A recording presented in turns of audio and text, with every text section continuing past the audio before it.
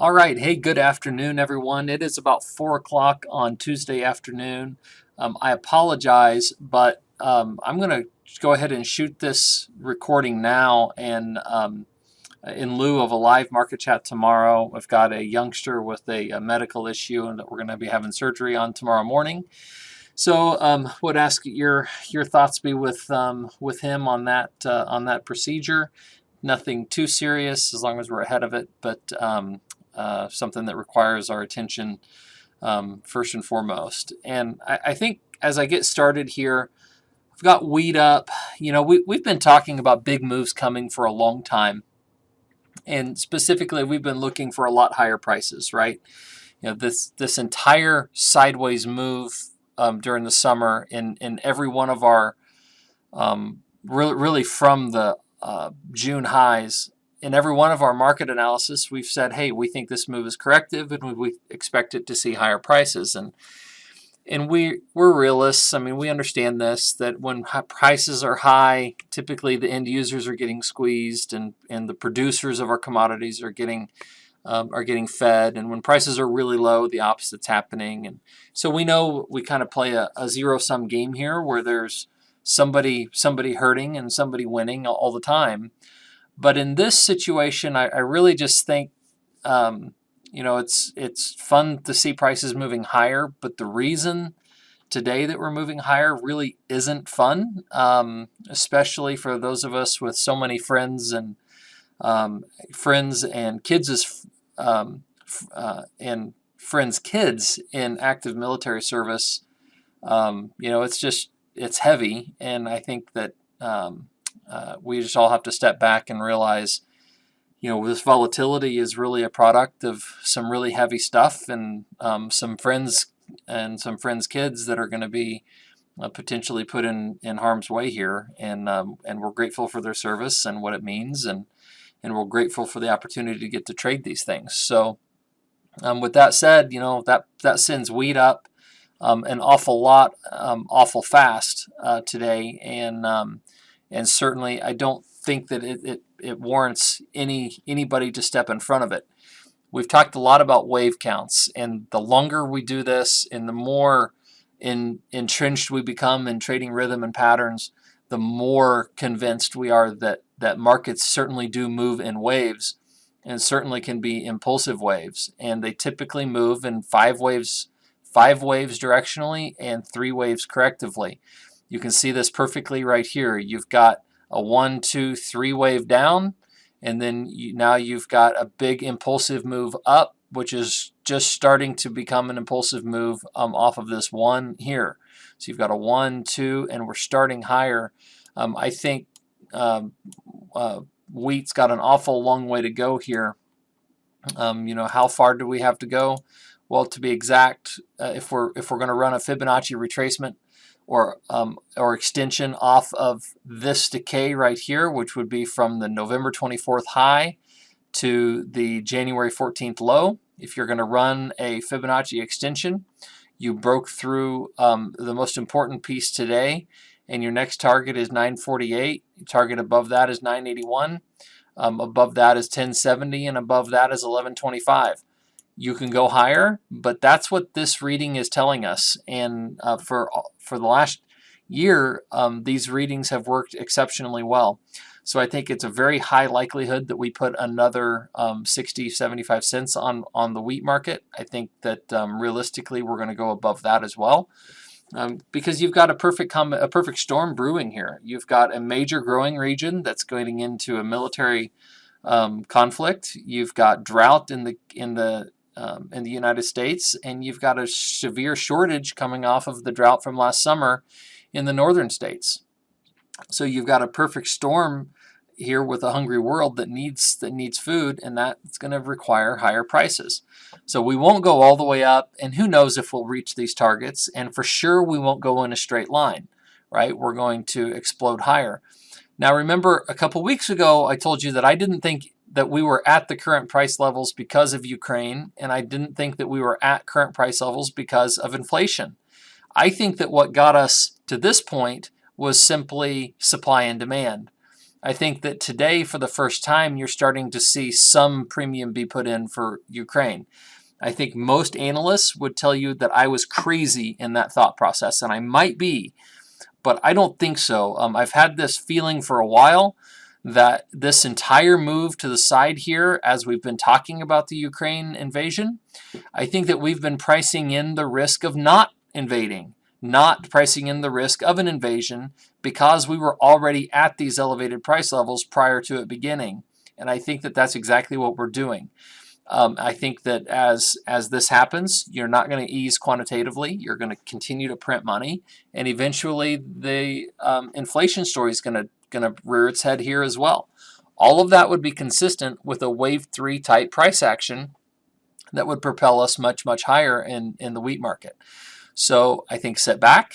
I think relax. I hate to say, rejoice in the reason why it's going up, because people are going to lose their lives here, and that's not something to rejoice about.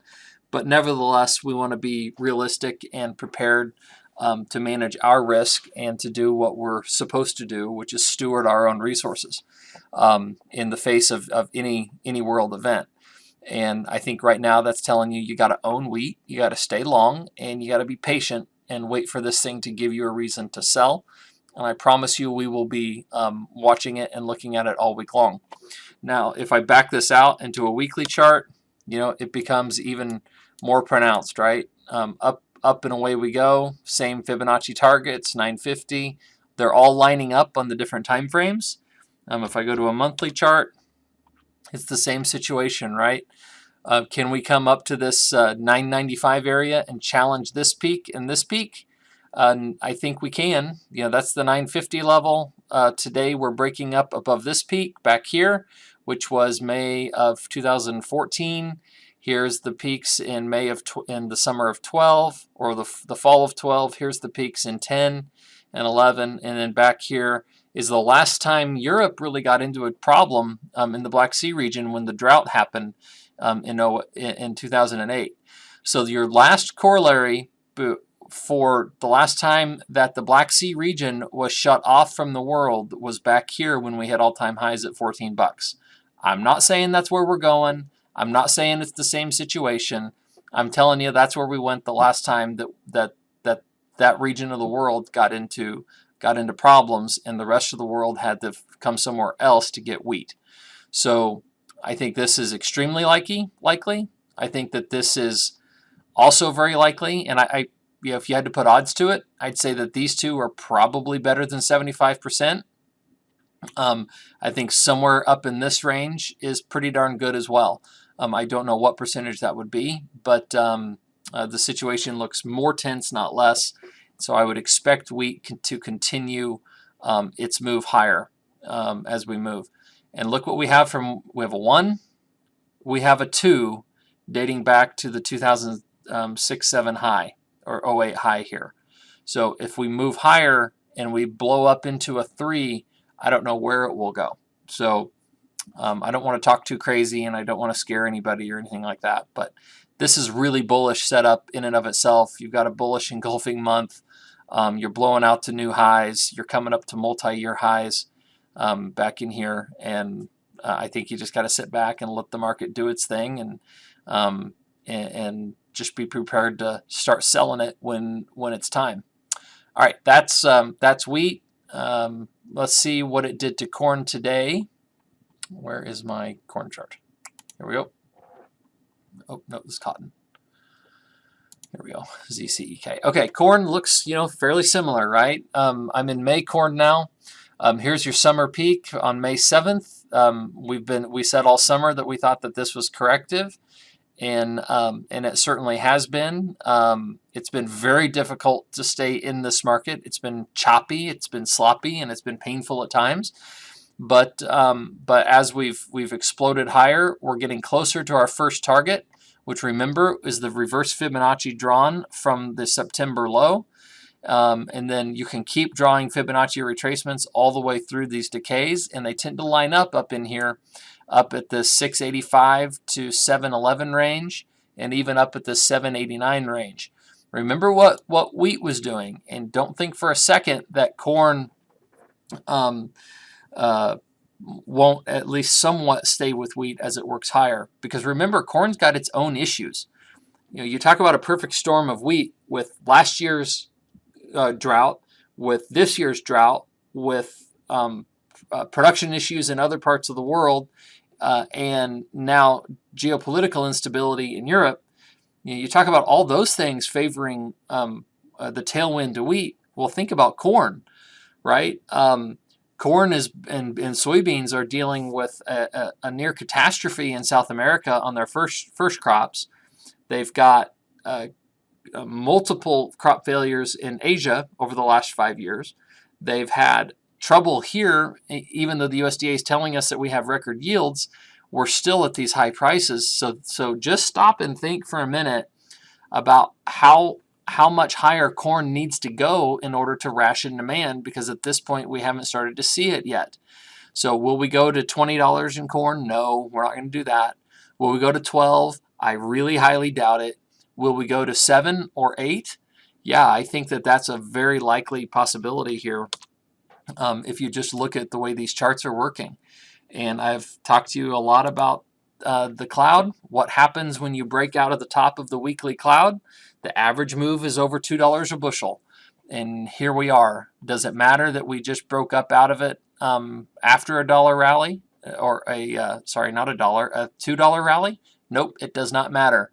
The force of the move is likely to be consistent. And remember, you've got a 1, 2 as we move higher. So I would look for a move to 770 on old crop corn on the continuation charts, and I would expect that to move higher.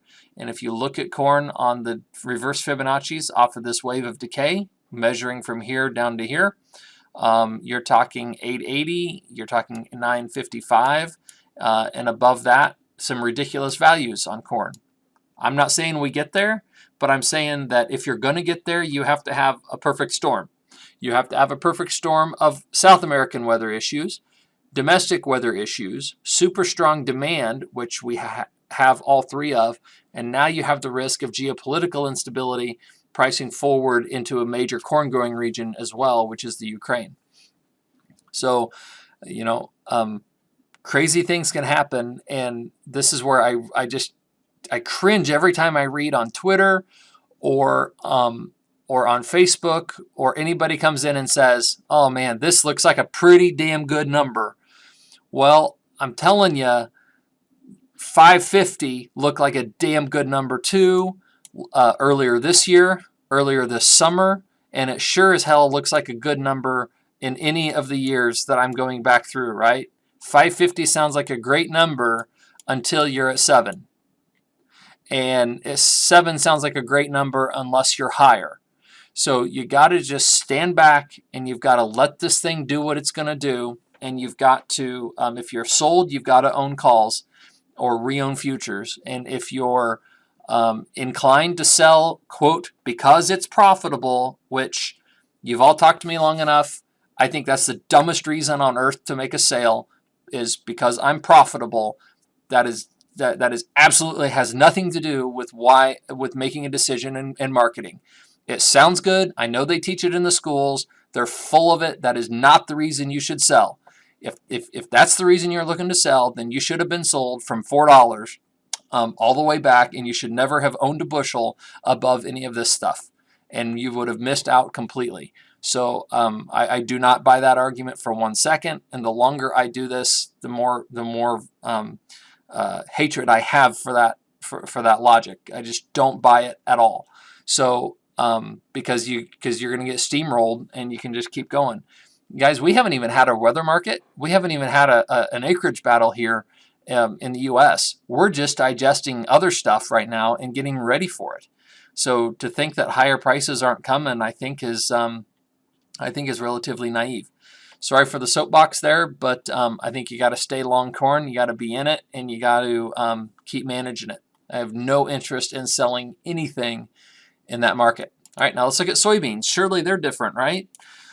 Well, they sure seem like they should be different, because from December 1, we're up $4 a bushel. a pure $4 a bushel, and we've done it in 65 days. And that is an insane number. And you look at these Fibonacci retracements, and when I put these up on here earlier this year, everyone thought I was crazy talking about 14. Well, guys, not only can you get back to them, but look what you can do in a wave 3 price action. You can just blow right on through them, and you don't even know where they might go. Where are beans counting to now? Well, probably up here to the $17.50, $18 range. And that's just a wave 3. You're going to have a 4 and a 5 to go after that for higher prices. So I think the idea of selling is something that should be forgotten at the current instant. We sold some old crop beans here. I should have reowned them that minute. We've sold some up in here. And again, $12 beans sounds great. $13, $14 beans is awesome. We sold $15.50, $15.65. That sounds great until you're at $16.50, headed to $17, right? Are you with me? Like it's very difficult to fight these trends because they're powerful. And look at this setup right here. You've got a consolidation, and what do you know after consolidation? Consolidation favors continuation. You have consolidation after a massive hook reversal. This is an 80-cent reversal day right here. And here we are, 1, 2, 3, 4, 5, 6, 7 days later, we're blown out the top of it, and we're out to new highs. Every single analyst, every single person jumped on board of this and said, oh, the top is in, we're done. And now here we are, every one of them's underwater. So I don't think that we're done yet. I think that you got to go higher. We have not resolved any supply issues. We have not confirmed the South American size. We have not confirmed our acreage number. We have not slowed down demand, and now we're adding geopolitical instability to it. So there's nothing but stay where you're at here. This isn't a great entry point. This isn't a time to make big adjustments. If you're going to do anything as we keep working higher, you got to start thinking about layering in some puts. But today is not the day to do it because you've just got too much strength and too much instability everywhere else to go. All right. So that's 17 minutes of listening to me talk about staying patient, staying in the game, and maintaining your resolve to stay in these positions because it's worked. And just because we explode higher doesn't mean that you should sell it the next day. Just because you're high does not mean that you should, just because you're dealing with high prices and are happy about it and are afraid they're going to go away does not mean you should start selling. That is, I've said it like 10 times on this podcast. That is not the reason to sell. The reason to sell is some sort of a technical action. Well, it's going to look a lot like that. But I promise you, when we see it, we will jump all over it and we will be selling it. But until we know how many acres, we have a reasonable outlook on our weather, and the market has completely freaked out, and absolutely every other analyst is screaming, we got to go higher. That's when we're going to turn around and we're going to sell it, and we're going to sell it really heavily into this thing. But for today, we're going to stand resolute exactly where we are and be patient and let this thing work itself out. All right. I hope that's helpful to you all. I'm sure it'll generate a lot of questions and hopefully some pushback. I'm perfectly happy to accept that. And just remember, there is risk in this business, and if you're going to trade it, you should only trade in light of your own financial condition, and you should do so with the help of professionals, because with this type of volatility, it's definitely not a rookie's game. This is something that you got to be standing in and dealing with in real time, because they just move too fast. All right, I hope you have a great week. I will talk to you next week, and we will certainly keep you posted with additional updates should the need arise throughout the week. We'll talk to you later.